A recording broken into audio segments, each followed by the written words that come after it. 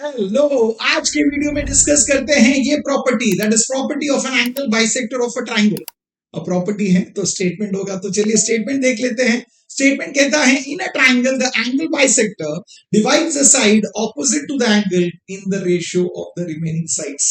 Okay, अब ये जो प्रॉपर्टी है, ये प्रॉपर्टी का स्टेटमेंट दिया है। पहले ये स्टेटमेंट से समझ लेते हैं कि इस प्रॉपर्टी से हमें क्या मिलता है, क्या गिवन है, क्या रिजल्ट है। फिर उसके बाद हम इस प्रॉपर्टी को प्रूव करेंगे। ठीक है, क्या दिया इन अ ट्राइंगल। तो सबसे पहले हमारे पास एक ट्राइंगल, तो ट्राइंगल कंसीडर करते हैं। ट्राइंगल पी क्यू आर दिया है, इसमें कहा है the angle bisector.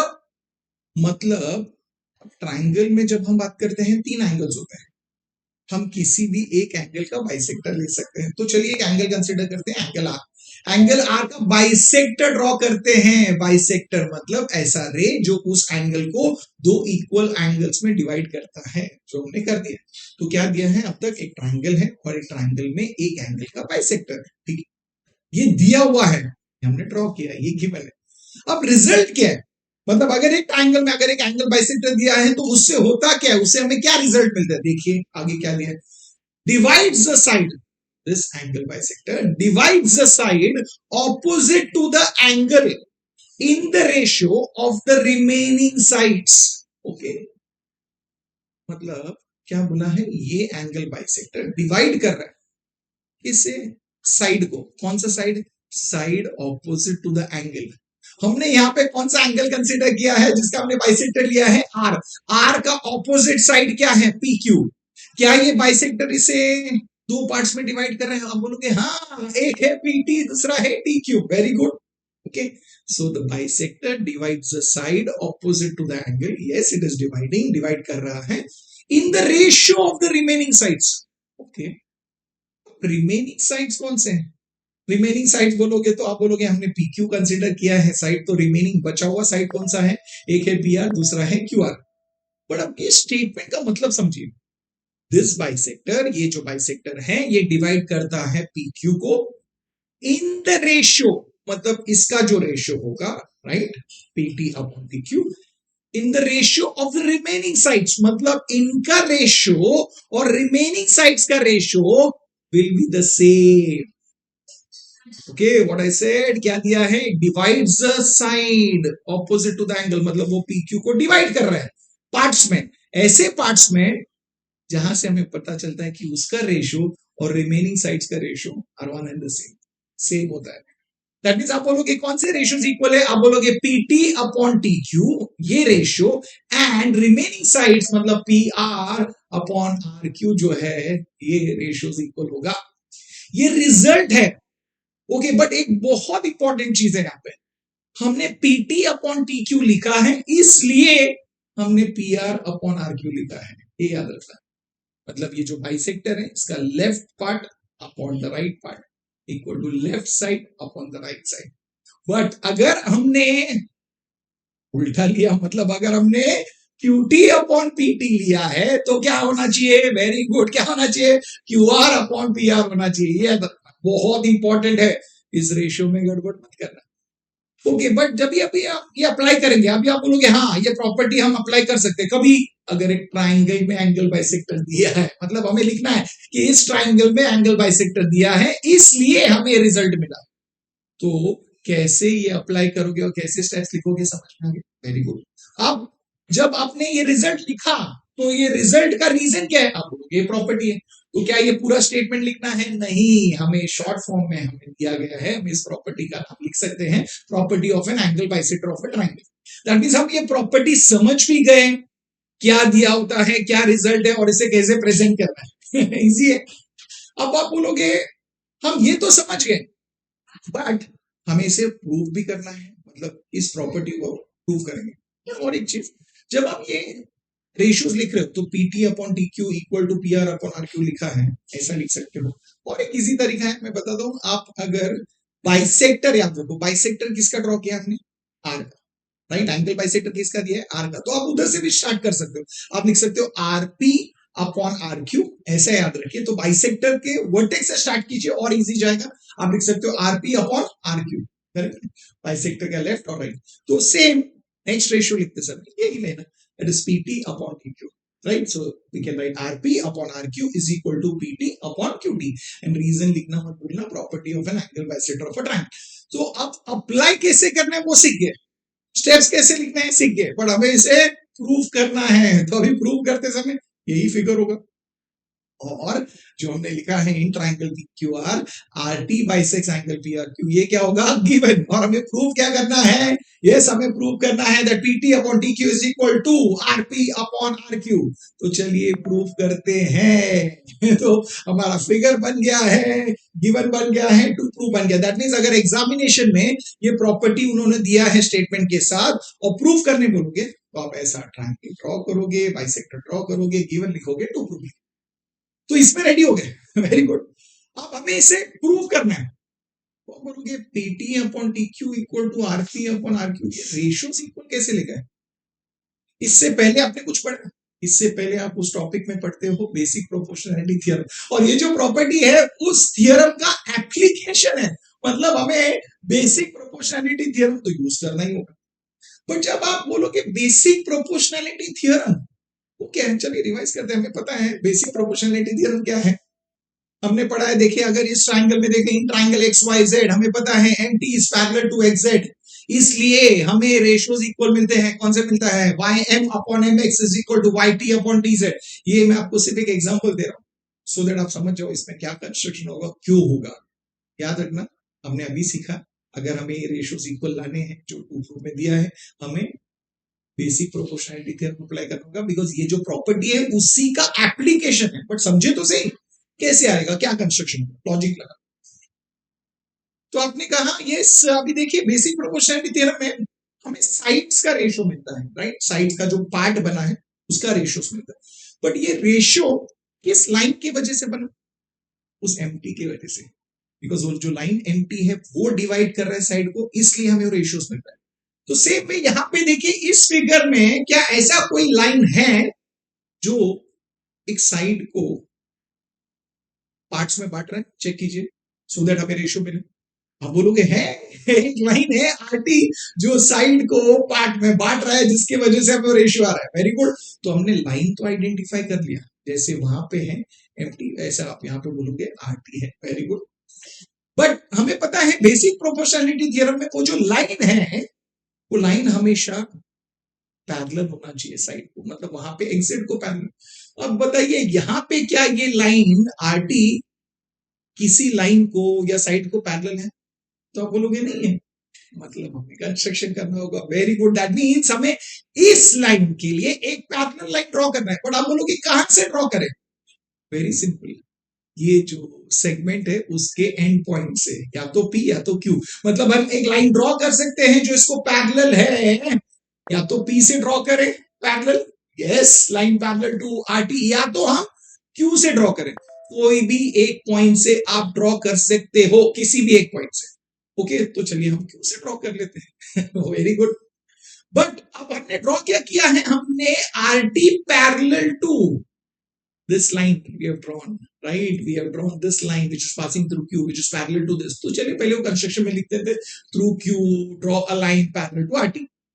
But basic proportionality theorem अगर हमें अप्लाई करना है तो ये लाइन RT पैरेलल होगा इसे, और यहां पे होना चाहिए side, this line has to be parallel to a side, ये लाइन एक साइड को पैरेलल होना चाहिए, मतलब यहां पे जो साइड है वो उस ट्राइंगल का साइड होना चाहिए जहां पे PQ साइड है। तो कैसे बनाओगे, बोलो बोलो बोलो बोलो कैसे बनाओगे, आप बोलोगे हाँ सिंपल है, ट्राइंगल फॉर्म करना है तो हम ये PR को क्या करेंगे, एक्सटेंड करेंगे, और वो जहां पे इंटरसेक्ट होगा उसे S देंगे।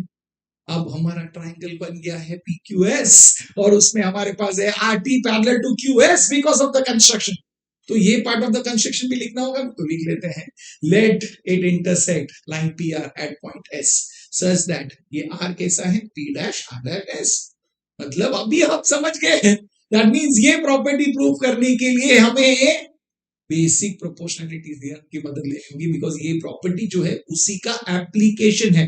दैट मींस एक चीज समझ गए, ये जब प्रूफ स्टार्ट करेंगे सबसे पहले क्या करेंगे, हम पहले ट्राइंगल PQS कंसीडर करेंगे जिसमें ये जो RT है वो QS को पैरेलल है, बिकॉज हमने सब कंस्ट्रक्शन उसी के लिए किया है। तो जब हम कंस्ट्रक्शन समझते हैं क्यों करना है, तो आपको प्रूफ का स्टार्ट भी समझ जाएगा। तो चलिए लिखते हैं। तो हम क्या लिखेंगे, इन ट्राइंगल PQS हमें क्या दिया है, RT is parallel to QS। क्यों पैरेलल है, क्या दिया था, नहीं, कंस्ट्रक्शन की वजह से, इसलिए हमें रेशियोज इक्वल मिलेंगे। कौन से रेशियोज इक्वल मिलेंगे, लिखते हैं PT अपॉन TQ। ये ratio it is equal to, कौन सा रेशियो है, PR upon RS। Very good. और उसका रीजन होगा बेसिक प्रोपोर्शनलिटी थ्योरम। इसे हम लिखेंगे रिजल्ट नंबर 1। क्या ये इजी था, आप बोलोगे ये तो बहुत ही इजी था। अब आप बोलोगे प्रूफ स्टार्ट कर लिया, वेरी गुड। अब हमें टू प्रूफ में देखिए, टू प्रूफ में हमें रेशियोज की जरूरत थी, दो रेशियोज इक्वल, आप बोलोगे हमें मिल गया। चलिए अभी कंपेयर करते हैं। लेफ्ट हैंड साइड में देखिए हमें PT अपॉन TQ की जरूरत है, आप बोलोगे यहाँ पे भी मिल गया, very good. Left hand side match हो गया है। चलो राइट हैंड साइड देखते हैं। राइट हैंड साइड में भी रेशियोज के न्यूमरेटर में क्या है, RP, इधर भी क्या है, RP, वेरी गुड। न्यूमरेटर भी मैच हो गया, पर डिनोमिनेटर मैच हो रहा है क्या, हमें जरूरत है RQ, बट यहाँ पे है RS। दैट मीन्स हमें RS जो मिला है, आप बोल रहे हो हमें RS नहीं चाहिए, हमें RS के जगह पे चाहिए RQ। अभी आप RS के जगह पे RQ कब लिख सकते हैं, RS को हटा के RQ कब लिख सकते हैं, अगर दोनों इक्वल हुआ। मतलब ये है, सोचिए जरा, बहुत इंपॉर्टेंट है, हमें किसी भी तरीके से RS और RQ को इक्वल दिखाना है। Very good. अगर हम वो दिखा देंगे तो हम वहां पे फर्स्ट स्टेटमेंट में RS को हटा के RQ लिख सकते हैं और हमारा टू प्रूव आ जाएगा। क्लियर है, वेरी गुड।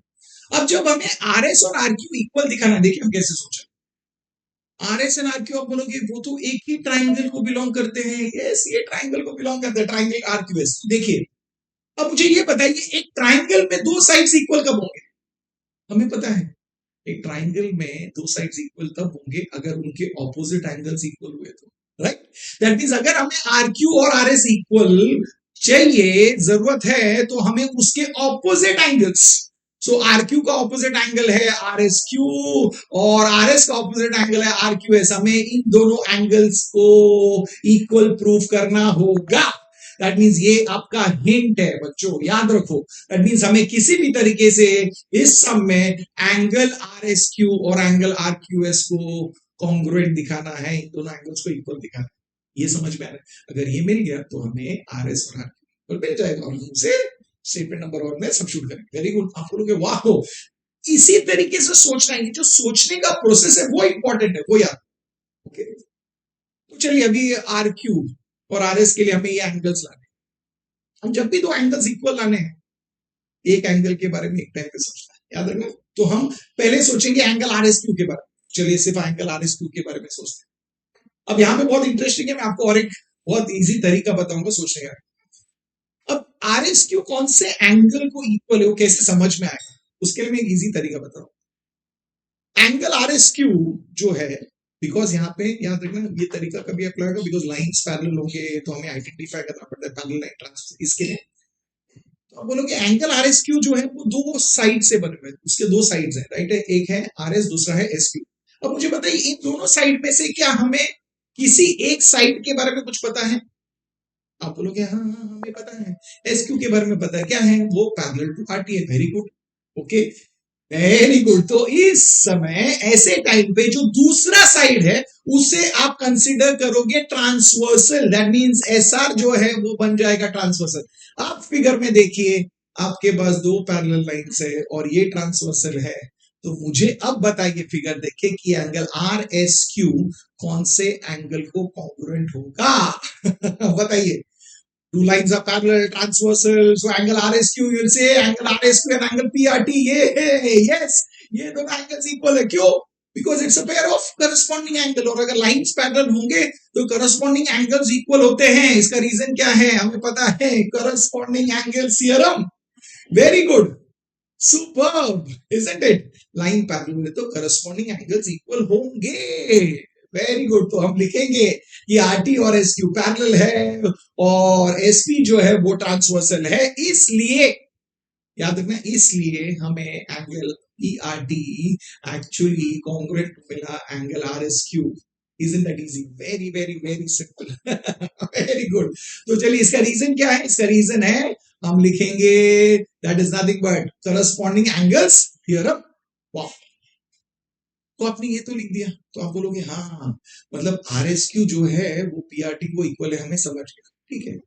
मतलब एक एंगल के बारे में हमें इंफॉर्मेशन मिली, अब हमें दूसरे एंगल के बारे में सोचना है। कौन सा है दूसरा एंगल? आरक्यूएस। चलो आरक्यूएस के बारे में सोचते हैं, इसी तरीके से सोचिए जैसा मैंने अभी आपको सिखाया। ओके, आप देखोगे आरक्यूएस, ओके, इसके दो साइड्स कौन से हैं? Q R and QS. इन दोनों में से हमें किसी एक के बारे में कुछ पता है? आप बोलोगे हाँ पता है। किसके बारे में पता है? क्यूएस। किसे पैरेलल है? Very good, RT. तो आप दूसरे साइड को क्या कंसीडर करोगे? ट्रांसवर्सल। तो अगर वो ट्रांसवर्सल है तो आप मुझे बताइए कौन सा एंगल आर क्यू एस को कॉन्ग्रुएंट होगा? आप बोलोगे it is angle Q R T. Yes, ये दोनों एंगल्स इक्वल है। क्यों? हमें रीजन पता है, यहाँ पे है ऑल्टरनेट एंगल्स, हम लिखेंगे, इसलिए हमें angle T R Q congruent to angle R Q S मिल गया। ये हमारा रिजल्ट नंबर 3 है और इसका रीजन होगा alternate angle theorem. Superb. That means हमें एंगल आर एस क्यू के बारे में सोचना था, वो हम सोच लिए रिजल्ट नंबर 2 में। हमें एंगल आर क्यू एस के बारे में सोचना था, वो हम सोच लिए रिजल्ट नंबर 3 में। बट मैंने क्या कहा, हमें ये आर एस क्यू और आरक्यूएस को इक्वल बताना है। अब मुझे बताइए स्टेटमेंट नंबर 2 और स्टेटमेंट नंबर 3 का ये दोनों एंगल जो है, दोनों राइट हैंड साइड जो है, इक्वल कब होगा? अब बोलो क्या लेफ्ट हैंड साइड इक्वल होगा? मतलब कौन से दो एंगल्स? अब बोलो angle P R T, okay, and angle T R Q. Angle P R T and angle T R Q, आपको ये दोनों एंगल्स इक्वल चाहिए। आप बोलोगे ये तो इक्वल है है ना? क्यों इक्वल है? बिकॉज ये तो गिवन में दिया था कि ये दोनों एंगल्स इक्वल है। तो लिखिए that angle P R T और एंगल पी आर क्यू ये एक दूसरे को कॉन्ग्रुएंट है। क्यों कॉन्ग्रुएंट है? बस दिया हुआ है, और इसे हम मार्क करेंगे रिजल्ट नंबर 4। अब देखिए और मुझे बताइए, अब जब आप देख रहे हो रिजल्ट नंबर 4 में क्या मिला? एंगल पीआरटी और एंगल टीआरक्यू इक्वल। देखिए दैट मींस इससे हमें पता चला कि रिजल्ट नंबर 2 और रिजल्ट नंबर 3 का लेफ्ट हैंड साइड इक्वल है।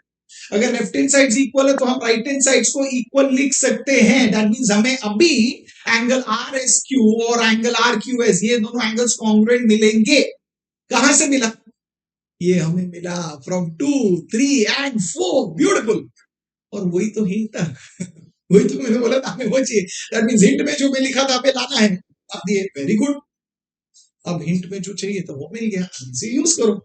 अब एंगल आर एस क्यू और एंगल आर क्यू एस जो आप बोल रहे हो, ये दोनों एंगल्स कौन से ट्राइंगल में? यस, इस ट्राइंगल में है, ट्राइंगल आर क्यू एस। तो आप बोल रहे हो कि इस ट्राइंगल में ये दोनों एंगल्स इक्वल हैं, तो लिखिए इन ट्राइंगल लिखना जरूरी है। इस ट्राइंगल में दो एंगल्स इक्वल है। अब बताइए अगर एक ट्राइंगल में दो एंगल्स इक्वल है तो क्या होगा? तो आप बोलोगे उसके ऑपोजिट साइड्स इक्वल है। That means R S and R Q क्या बन जाएगा? इक्वल। तो हम लिखेंगे नेक्स्ट स्टेप में R Q and R S they are equal.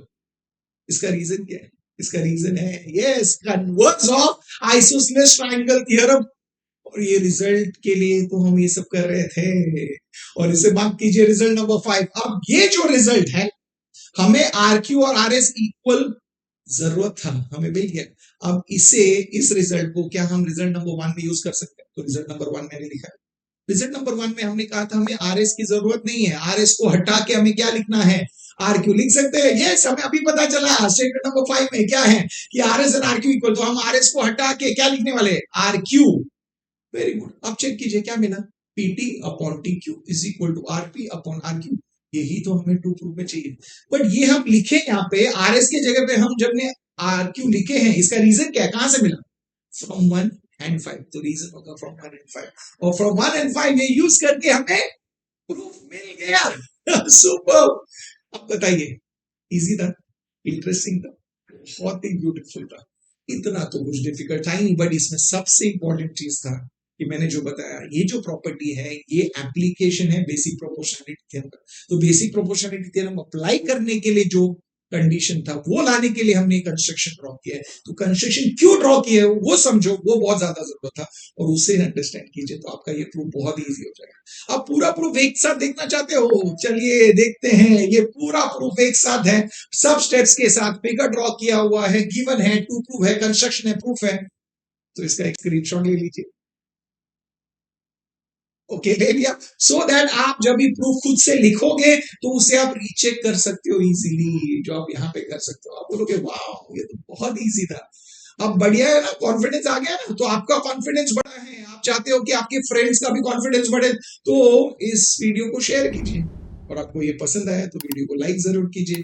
और अब तक तो आपने चैनल को सब्सक्राइब किया होगा, नहीं किया है तो चैनल को जरूर सब्सक्राइब करना। और मैं आपको मिलूंगा फिर से नेक्स्ट वीडियो में और एक बेहतरीन थियरम को प्रूव करते हुए, till then keep learning, keep smiling and keep sharing.